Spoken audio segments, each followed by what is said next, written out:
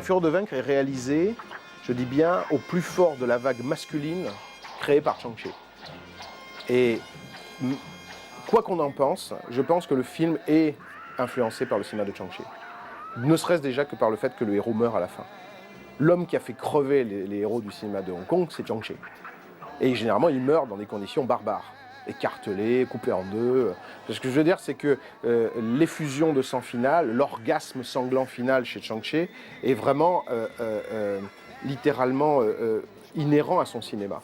Et je crois que Lo-Wei, quelque part, quand il prend Bruce Lee, il pense au film de Chang-Chi. Il se dit, il va falloir que je donne à ce type cette espèce de puissance érotique masculine qu'on trouve dans les héros de Chang-Chi. Et en plus, Bruce Lee s'y prête. Bruce Lee s'y prête, il est le premier à vouloir se dessaper, etc., comme je dis, à vouloir montrer ses muscles, etc. Et je crois que ce cinéma-là est révolu. Je crois que la violence de ce cinéma est révolue. Elle est née dans les années 60, à la fin des années 60, elle a explosé dans les années 70, à une époque, on le sait, qui est très agitée, très contestataire, très contre-culture. Je pense que les gens sont prêts à assumer un héros aussi psychotique, aussi violent, aussi tragique, nihiliste, je dirais, que les Bruce Lee à l'intérieur de la Fureur de vaincre.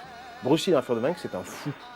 Chaque fois que moi je revois le film, évidemment je vois le film que j'avais vu quand j'avais 12 ans et qui m'avait épaté et qui a été largement fondateur de mon appétit de cinéma, etc. Mais en même temps, quand je le vois, je me dis, mais à l'époque je voyais des films de cinglés. C'est un film de fou. On voit un type attraper un autre et le bourrer de coups et le tuer debout, quoi. En lui posant une question. Qui a tué mon maître, qui a tué mon maître, et il tue ce type. Je pense que aujourd'hui, ça n'existerait plus.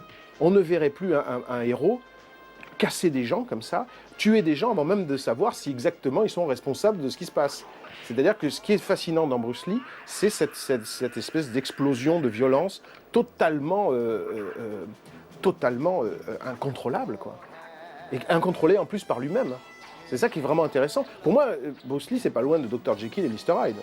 Il y a un type qui arrive, qui est habillé en blanc, qui a une belle gueule, qui apparemment a une relation avec une jolie fille de son club et tout, et le mec pète les plombs. D'ailleurs, à la preuve, il se met à se déguiser, à changer de visage, etc., etc. Au bout d'un moment, ça devient un monstre, quoi. Ça devient Jack the Ripper, déchaîné, qui part sur une sorte d'hyperbole de vengeance et qui va finir tué par des flics en plus chinois.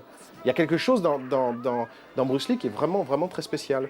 Je dirais schizophrénique au sens réel du terme. C'est vrai que La Fureur de vaincre, quand nous l'avons vu à l'époque, Bruce Lee était mort. Et ça a largement contribué. Moi, je me souviens que mes copains et moi, on était en larmes à la fin du film. Parce que Bruce Lee qui meurt dans le film, c'est Bruce Lee qui meurt. Pour de bon.